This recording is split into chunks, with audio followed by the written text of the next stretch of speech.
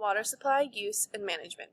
To understand water as a necessity, as a resource, and as a factor in our pollution problem, we must understand its characteristics, its role in the biosphere, and its role in sustaining life. Water is a unique liquid. Without it, life as we know is impossible. Properties of water. Water freezes at 0 degrees Celsius and boils at 100 degrees at 1 atmosphere of pressure and releases heat when it freezes and absorbs a lot of heat when it evaporates. It is used in liquid form by most living organisms. Water has a high capacity to absorb and store heat, which controls weather and climate.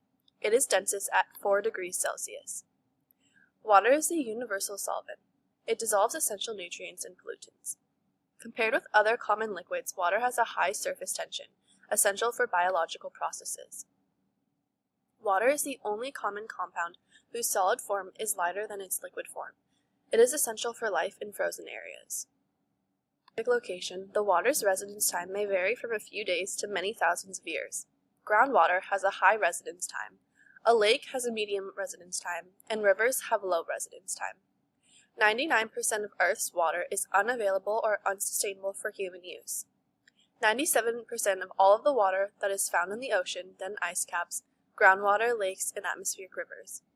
Maintenance is not the problem. It always remains constant. The amount of usable water is a problem. Agriculture consumes the greatest portion, 70%, with only 20% used by industrial and municipal purposes and only 10% used in residential and commercial purposes. Fertilizers and pesticides would decrease the quality of runoff. Scarce water has led to harsh exchanges and threats between countries and could even lead to war. Oceans make up 97% of Earth's water and 3% fresh water. From the 3% of fresh water, 0.9 is from surface water, 30% is groundwater, and 68.7% comes from ice caps and glaciers. From the surface water, 2% are rivers, 11% are swamps, and 80% come from lakes. Rates, also known as average residence time. In this diagram, we can see that groundwater has the highest residence time, then lakes, glaciers, water in the soil, rivers, and atmosphere, which has the lowest residence time. A model that tracks the rates of input, output, and storage of water in a region or in a water system is called a water budget. Most lakes on Earth are located in the northern hemisphere at higher latitudes and are generally found in the mountain areas, rift zones, areas with ongoing or recent glaciations, or along the courses of mature rivers. All lakes are temporary, over geological timescales, as they slowly fill in with the sediments or spill out of the basin containing them. Changes in the level of a lake are controlled by the differences between the input and output compared to the total volume of the lake. That form lakes include 1. Tectonic uplift of a mountain range that creates a depression and accumulates water. 2. Advance and retreat of glaciers that scrape depressions in Earth's surface where water accumulates. Example, the Great Lakes of the North America. 3. Salt or saline lakes that form where there is no natural outlet or where the water evaporates rapidly, and the drainage surface of the water table has a higher than normal salt content. Example, the Great Salt Lake and the Aral Sea, Mono Lake, and the Dead Sea. 4. Oxbow lakes formed by erosion in river valleys. And 5. Crater lakes formed in volcanic craters and collaterals that fill up with water more rapidly than they empty. Example, Crater Lake in Oregon. Littoral zone. It begins with the very shallow water at the shoreline. Plants and animals that reside in the littoral zone receive abundant sunlight. The end of this zone is defined as the depth at which rooted emergent plants stop growing. Lamantic zone. Surface of open water. The region that extends to the depth that sunlight can penetrate. Organisms that are residents in this zone are short-lived and rely on sunlight to carry out photosynthesis. Profundal zone. Water that is too deep for sunlight to penetrate because the profundal zone is an aphotic zone, a zone that light cannot reach. Photosynthesizing plants or animals cannot live in this region. Benthic zone. The deepest layer in a body of water, characterized by very low temperatures and very low oxygen levels. Creation or laying of water in lakes is due to density changes caused by changes in temperature. The density of water increases as temperature decreases until it reaches its maximum density at about 39 degrees Fahrenheit or 4 degrees Celsius, causing thermal stratification. the tendency of deep lakes to form distinct layers in summer months. Deep water is insulated from the sun and stays cool and denser, forming a lower layer called the hypolemon. The surface and water near the shore are warmed by the sun, making them less dense, so that they form a surface layer called the epilemon. You can see the different layers of the lake due to density and temperature differences. Replenish oxygen. Seasonal turnover refers to the exchange of surface and bottom water in a lake or pond that happens twice a year, spring or fall. This is when the lake replenishes most of its oxygen levels, because freshwater exchanges oxygen the most efficiently at 4 degrees Celsius. These are the different zones of lakes. Different kinds of lakes are high oxygen, low oxygen, and normal oxygen. The most critical water needed is clean, disease-free drinking water. Lake and pond classification. A lake or pond is usually classified as being in one of 3 possible classes: oligotrophic, mesotrophic, or eutrophic.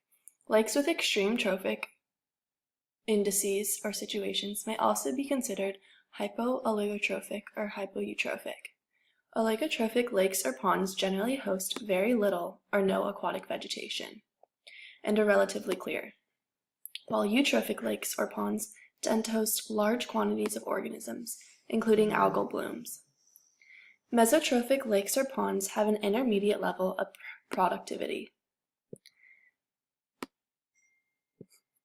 The oxygen levels and number of fish species in a lake will fluctuate up and down, but the buildup of toxins or heavy metals will only increase over time. In the diagram, you can see that an oligotrophic lake slowly evolves over time to become eutrophic due to the buildup of natural sources of nutrients and sediments.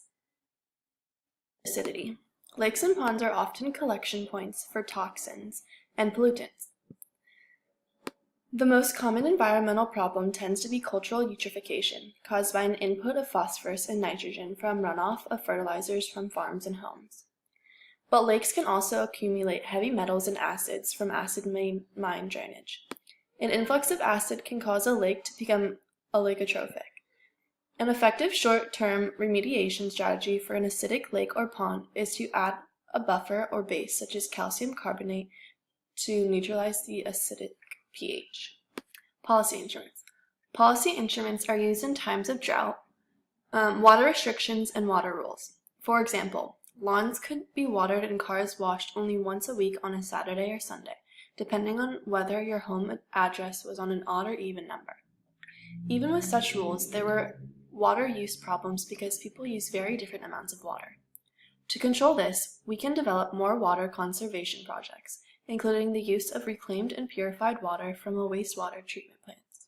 Using reclaimed water, often referred to as gray water, has some significant benefits. 1.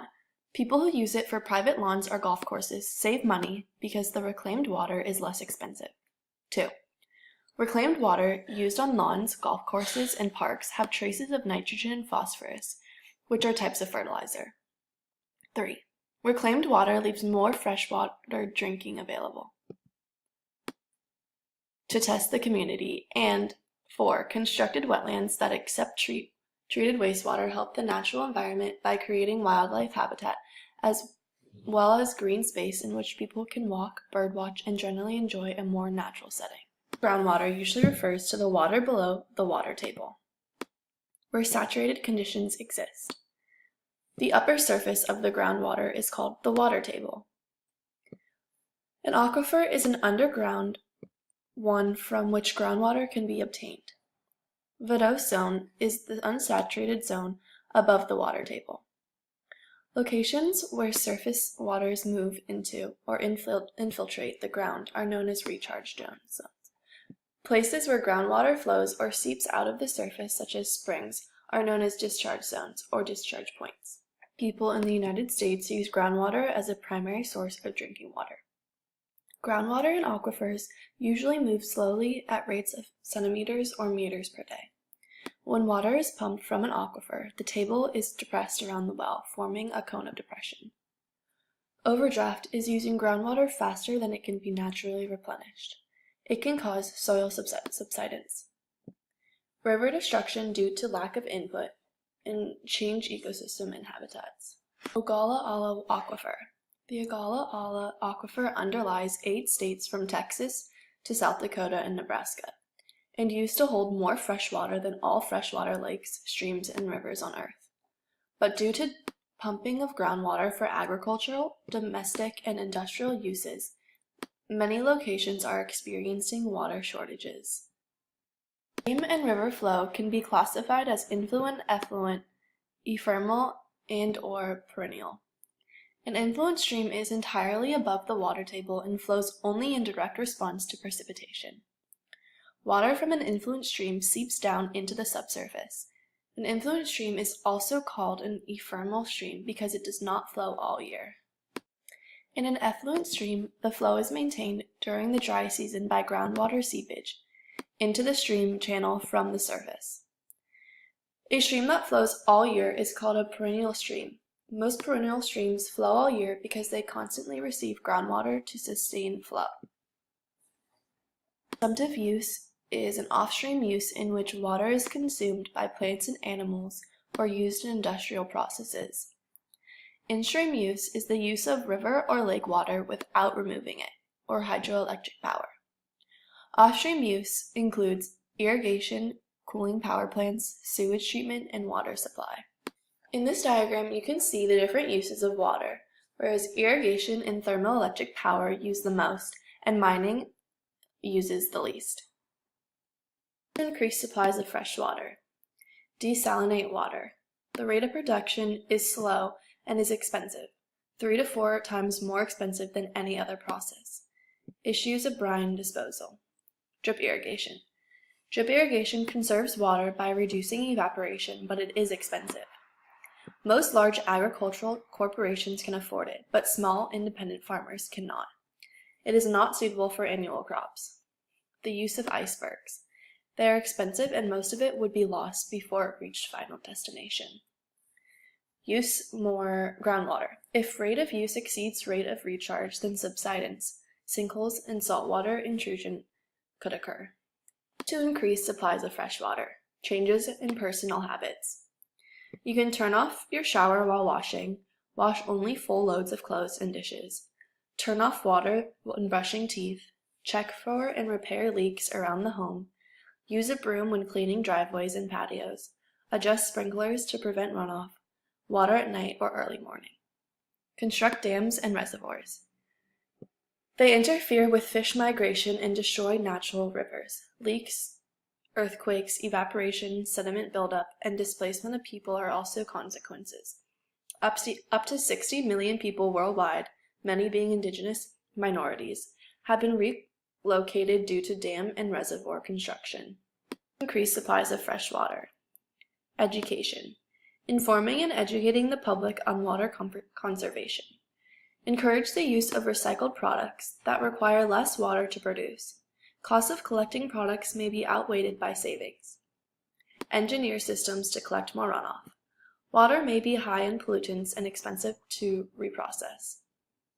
Levy taxes or user fees. Prices would go up on products, international competitiveness would be affected. Line irrigation channels and cover canals. Prevents loss of irrigation water through seepage and evaporation. Initial and maintenance costs are expensive. Meter all water used. Municipalities would recoup money on meter installation with paying less to water suppliers. Plant crops that do not require as much water in landscaping. Landscaping reduces urban runoff. Methods to increase supplies of fresh water. Rebates or legislation of low flush toilets, shower restrictors, etc. Rebates would be offered by water companies, which over time could recoup costs by having to buy less water from suppliers. Reduce government subsidies. Increased water cost would be passed on the consumers and result in greater personal conservation. Reprocess or recycled water. The public is not supported of using reprocessed toilet water. Reprocessed water could be used for irrigation, but would require separate pipeline systems. Reuse of gray water is becoming popular in new developments. Seed clouds. Water availability to other areas would be affected. Tired price scale. would reduce effective family income for larger families, could be remedied through exceptions or allocated share of water per family member. This zone consists of the ocean water and closest to land. Usually it is defined as being between the shore and the end of the continental shelf. Euphotic zone. The photic, upper layers of water. The euphotic zone is the warmest region of the ocean. This zone also has the highest levels of dissolved oxygen and carbon dioxide. Bathyal zone or aphotic zone. The middle region. This zone receives insufficient light for photosynthesis and is colder than the euphotic zone. Abyssal zone. This is the deepest region of the ocean. This zone is marked by extremely cold temperatures and very low levels of dissolved oxygen, but very high levels of nutrients because of the decaying plant and animal matter that sinks down from the zones above. Water has warmed significantly during the past 50 years. Possible reasons for dramatic increases in ocean temperatures include significant slowing of ocean circulation that transports warm water to the North Atlantic, large reductions in Greenland and West Antarctic ice sheets, accelerated global warming due to carbon cycle feedbacks in the terrestrial biosphere, decreases in upwelling, releases of terrestrial carbon from permafrost regions, and methane from hydrates in coastal sediments. Rising sea levels. Rising sea level is primarily due to two factors: thermal expansion of water and the melting of ice caps and glaciers. Thermal expansion of seawater involves increasing the distance between neighboring water molecules, and this distance increases with increasing temperature. Translated over the mean depth of the ocean, 2.4 miles or 3.8 kilometers, a 1 degree increase in temperature will cause a sea level rise to about 28 inches. Effects of sea level rise. Wetlands are the most impacted areas affected by rising sea levels. A 1 foot or 30 centimeter increase in sea level would result in up to 40% of the U.S. wetlands being destroyed. Other impacts would include 1. Erosion of beaches and bluffs. 2. Salt intrusion into aquifers and surface waters. 3. Inundation of seawater into low-lying areas. And 4. Increased flooding and storm drainage. Much of the world's population, 20%, lives in coastal regions, and half of the world's population lives within 120 miles of the coast. Asia, Latin America, and the Caribbean have the highest percentages of people living near the coast. Water budget. Water budget tracks the rates of input, output, and storage in a region. It is used to manage water for an area. Simple annual water budgets would indicate precipitation minus evaporation equals runoff. Both water shortages and rising sea levels are global problems. Pause. Global problems. Both water shortages and rising sea levels are global problems. Water shortages. The rate of water consumption is growing twice as fast as the population growth rate. Fresh water shortages can be due to 1. Natural weather patterns that reduce rainfall. 2. Rivers changing course. 3. Flooding that contaminates existing supplies. 4. Competition for available water. 5. Overgrazing and the resulting erosion. 6. Pollution of existing supplies. And 7. Competing interests that reduce water conservation programs. Water is a limiting factor, as it limits the amount of food that can be produced in a region. If food cannot be grown locally due to water shortages, then food must be imported at additional costs. It is promising but expensive. It is good for areas near the coast, but does not produce perfectly clean water. It is generally more expensive than transporting water. Desalination also has environmental impacts. Discharge of very salty water from desalination plant into another body of water, such as a bay, may locally increase salinity and kill some plants and animals. The discharge from salinization plants may also cause wide fluctuations in salt content of local environments, which may damage ecosystems. Conservation is the careful use and protection of water resources, involves both quality and quantity. Agricultural use. Price agricultural water to encourage conservation, subsidizing encourages overuse. Use lined or covered canals to reduce evaporation. Integrate surfaces in groundwater. Irrigate when evaporation is minimal, night, early morning.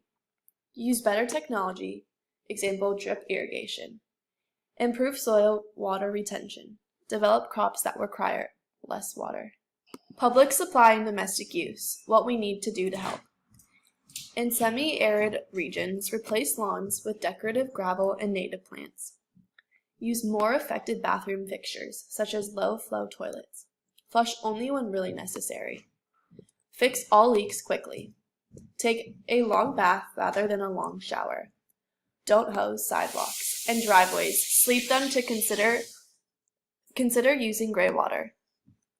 From showers, bathtubs, sinks, and washing machines to water vegetation. Water lawns and plants in the early morning, late afternoon, or at night to reduce evaporation. Water. Ensure that people do not damage or reduce the long-term renewability of water resources. Develop and promote the use of water-efficient technology. Ensure minimum standards for water quality. And develop sufficient water supplies for humans. Virtual water.